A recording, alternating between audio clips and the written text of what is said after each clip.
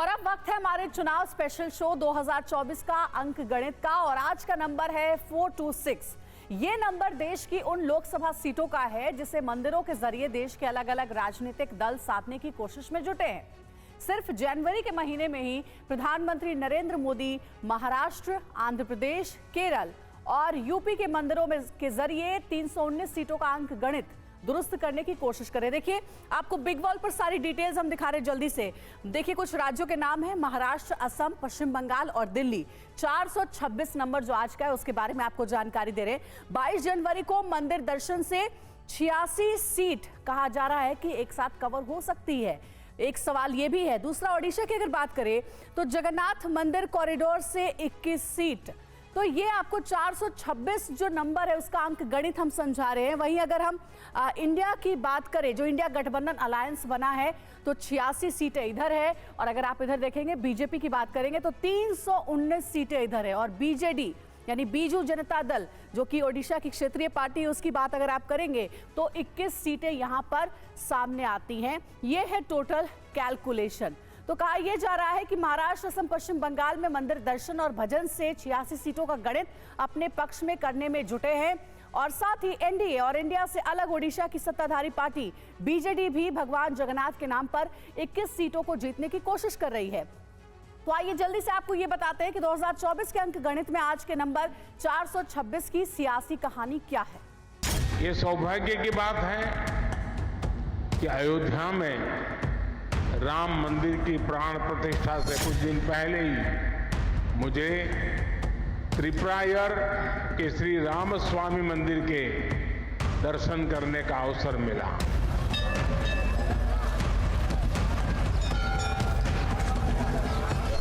बाईस जनवरी को प्राण प्रतिष्ठा अयोध्या में होगी, लेकिन श्री राम ज्योति देश के घर घर में जलेगी। झोपड़ी के भाग आज जान जाएंगे, राम आएंगे, राम आएंगे, आएंगे, राम आएंगे। धार्मिक, राजनीतिक, व्यक्तिगत और सरकारी, देश के सबसे दक्षिणी राज्य केरल में प्रधानमंत्री नरेंद्र मोदी के एक दिन में 4 कार्यक्रम की तस्वीरें हैं। क्या इन चारों कार्यक्रमों का लोकसभा चुनाव से कोई कनेक्शन है? आज 2024 के अंक गणित में हम इसे समझने की कोशिश करेंगे। नरेंद्र मोदी सबसे पहले भगवान कृष्ण के गुरुवायूर मंदिर पहुंचे। यहां पारंपरिक मुंडू और वेष्टी पहनकर उन्होंने पूजा अर्चना की। सुबह के 7:30 बज रहे थे, बावजूद इसके गुरुवायूर में बड़ी संख्या में लोग प्रधानमंत्री का स्वागत करने पहुंचे। गुरुवायूर मंदिर के बाद मोदी भगवान राम के मशहूर त्रिपुरायर श्री रामास्वामी मंदिर पहुंचे। धार्मिक और व्यक्तिगत कार्यक्रमों के बाद प्रधानमंत्री ने कोच्चि में सरकारी कार्यक्रम के तौर पर 4000 करोड़ रुपए की 3 अहम परियोजनाओं का शुभारंभ किया। प्रधानमंत्री नरेंद्र मोदी ने केरल यात्रा के दौरान जो सबसे महत्वपूर्ण कार्यक्रम में हिस्सा लिया वो था बूथ कार्यकर्ताओं का सम्मेलन। बूथ अधिकारियों को उन्होंने आज खूब बढ़ चढ़कर जोश दिलाया और उनको बताया कि कैसे एक छोटा बूथ जीतकर पूरा केरल जीता जा सकता है। केरल में लोकसभा की 20 सीटें हैं, लेकिन बीजेपी अब तक केरल की एक भी सीट जीत नहीं सकी है। 2014 और 2019 के चुनाव में बीजेपी तिरुवनंतपुरम सीट पर दूसरे नंबर पर थी। 2019 में उसे सहयोगी पार्टी बीजेडीएस के 2% वोट को जोड़कर कुल 15% वोट मिले।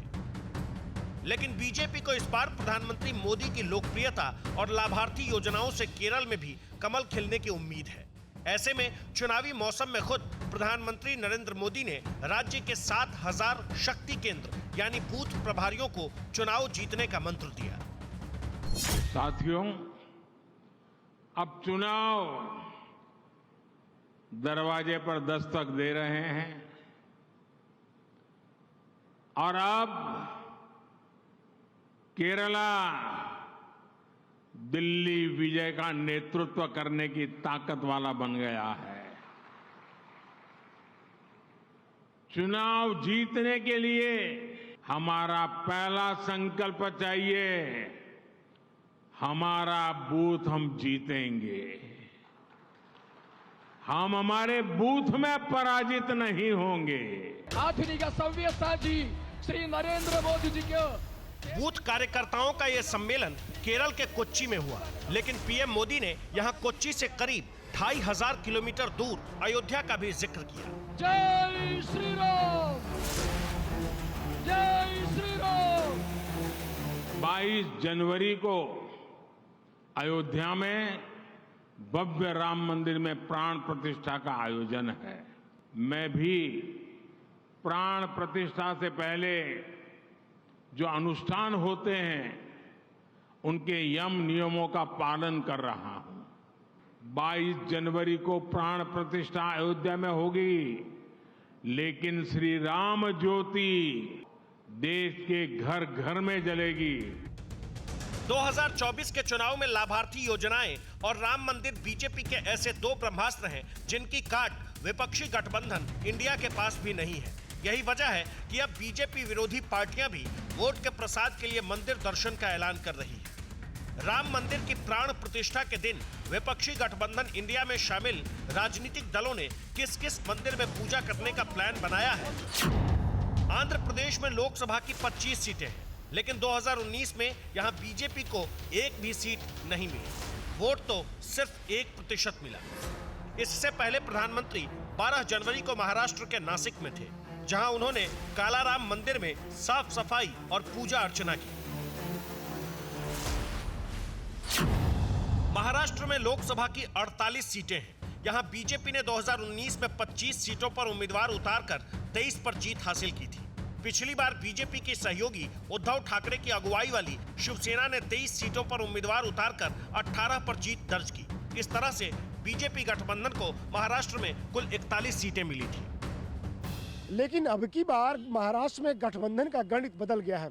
दो हिस्सों में टूट चुकी शिवसेना का मजबूत धड़ा एकनाथ शिंदे की अगुवाई में बीजेपी के साथ है, तो गिने चुने विधायकों और सांसदों के साथ उद्धव ठाकरे की शिवसेना यूबीटी, एनसीपी और कांग्रेस के साथ गठबंधन में है। ऐसे में बीजेपी के लिए 2024 में 2019 वाली कामयाबी को दोहराना बड़ी चुनौती है। ठीक 5 दिन के बाद अयोध्या में राम मंदिर का उद्घाटन है। रामलला का प्राण प्रतिष्ठा समारोह है। इसमें पीएम मोदी मुख्य मेहमान होंगे। तैयारियां जबरदस्त है। राम मंदिर के नाम पर बीजेपी कार्यकर्ता और आरएसएस स्वयंसेवक घर घर दस्तक दे रहे हैं। विपक्ष के नेताओं का आरोप है कि बीजेपी और आरएसएस राम मंदिर से चुनावी फायदा उठाने की कोशिश कर रहे हैं। ऐसे में विपक्षी नेताओं ने 22 जनवरी को अपने अपने मंदिर दर्शन की योजना बनाई है, क्योंकि सवाल देश के 80% हिंदू वोट का है। राजनीतिक दलों के लिए हिंदू वोट कितना अहम है, इसे समझना भी बहुत जरूरी है। CSDS लोक नीति के सर्वे के मुताबिक 2019 के चुनाव में ज्यादा धार्मिक हिंदुओं में 53% ने बीजेपी को वोट दिया, तो ज्यादा धार्मिक हिंदुओं में सिर्फ 10% ने कांग्रेस को वोट दिया। इसके उलट कम धार्मिक हिंदुओं में 37% ने बीजेपी के पक्ष में मतदान किया, तो कम धार्मिक हिंदुओं में 18% ने कांग्रेस के पक्ष में मतदान किया।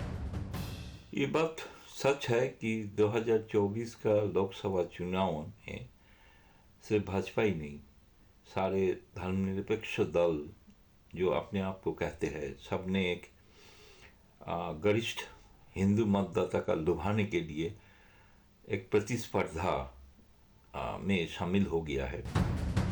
यही वजह है कि विपक्षी दलों को राम मंदिर से बीजेपी के पक्ष में माहौल बनाने का डर सता रहा है।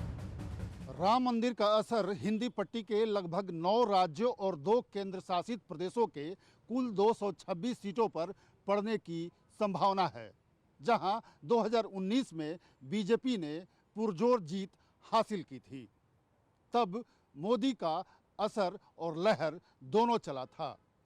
इस बार मोदी का नाम और काम तो है ही, साथ ही राम मंदिर का उद्घाटन भी हो रहा है।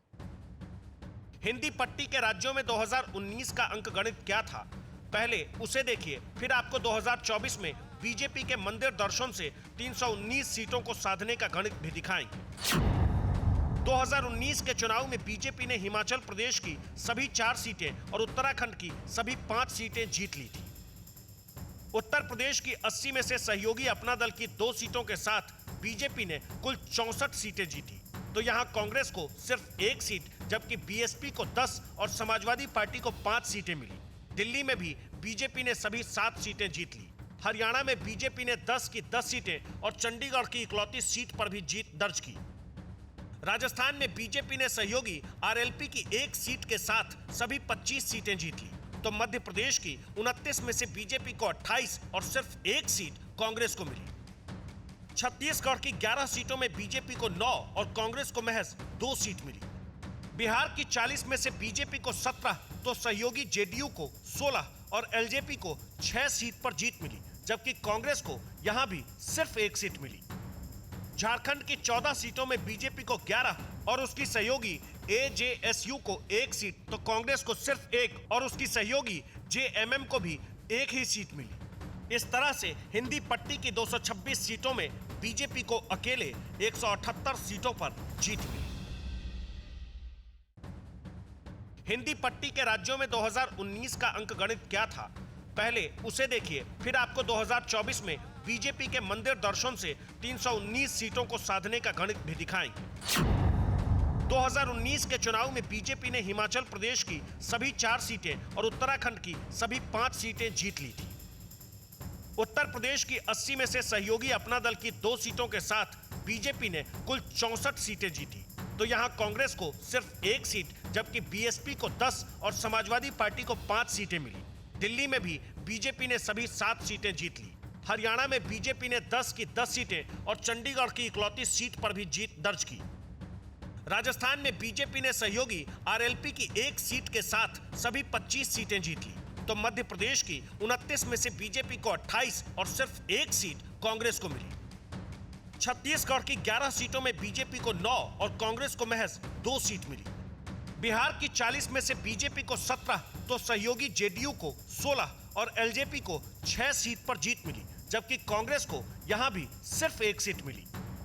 झारखंड की 14 सीटों में बीजेपी को 11 और उसकी सहयोगी एजेएसयू को 1 सीट, तो कांग्रेस को सिर्फ 1 और उसकी सहयोगी जेएमएम को भी 1 ही सीट मिली। इस तरह से हिंदी पट्टी की 226 सीटों में बीजेपी को अकेले 178 सीटों पर जीत मिली। इस बार गठबंधन का गणित बदल गया है। 2019 में बीजेपी के साथ रही जेडीयू इस बार फिलहाल कांग्रेस के साथ विपक्षी गठबंधन इंडिया में शामिल है। वहीं उत्तर प्रदेश में समाजवादी पार्टी और पश्चिम बंगाल में तृणमूल कांग्रेस भी विपक्षी गठबंधन का हिस्सा हैं। कांग्रेस से सीट बंटवारे पर टीएमसी और कांग्रेस में भले ही तनातनी जारी है, लेकिन राम मंदिर के मुद्दे पर ममता बनर्जी का रुख कांग्रेस के साथ है। यही वजह है कि उन्होंने 22 जनवरी को कोलकाता के काली मंदिर जाने, फिर सभी धर्मों के लोगों संग सद्भावना रैली का ऐलान किया है। 22 জানুয়ারি আমরা এটা কিন্তু আমার দলের প্রোগ্রাম, আমি নিজে একটা র্যালি করব। আমি প্রথমে নিজে কালী মন্দিরে যাব, ওটা সবাই যাবে না। पश्चिम बंगाल में लोकसभा की 42 सीटें हैं। पिछली बार बीजेपी ने ममता बनर्जी को चौंकाते हुए यहां की 18 सीटें जीत ली। टीएमसी को 22 सीटों से संतोष करना पड़ा, तो कांग्रेस को 2 सीट ही नसीब हुई। बीजेपी ने पश्चिम बंगाल में इस बार 35 पार का नारा दिया है। एक तो राम मंदिर का शोर और ऊपर से बीजेपी का बूथ मैनेजमेंट पर जोर है। ऐसे में ममता बनर्जी ने 2024 के अंक गणित को सुधारने के लिए मां, माटी और मानुष के साथ साथ मंदिर परिक्रमा की योजना भी बनाई है। आज यानी 17 जनवरी को राहुल गांधी की यात्रा पहुंची है नागालैंड और असम के बॉर्डर पर। कल से ये यात्रा असम और अरुणाचल में रहेगी 21 तारीख तक। 22 तारीख को राहुल गांधी एक बार फिर असम के गुवाहाटी आएंगे। 22 तारीख को ही राम मंदिर का उद्घाटन है, जिसका आमंत्रण कांग्रेस के नेता अस्वीकार कर चुके हैं। लेकिन सूत्र बता रहे हैं कि राहुल गांधी के गुवाहाटी में शिव मंदिर जाने का कार्यक्रम तय किया गया है।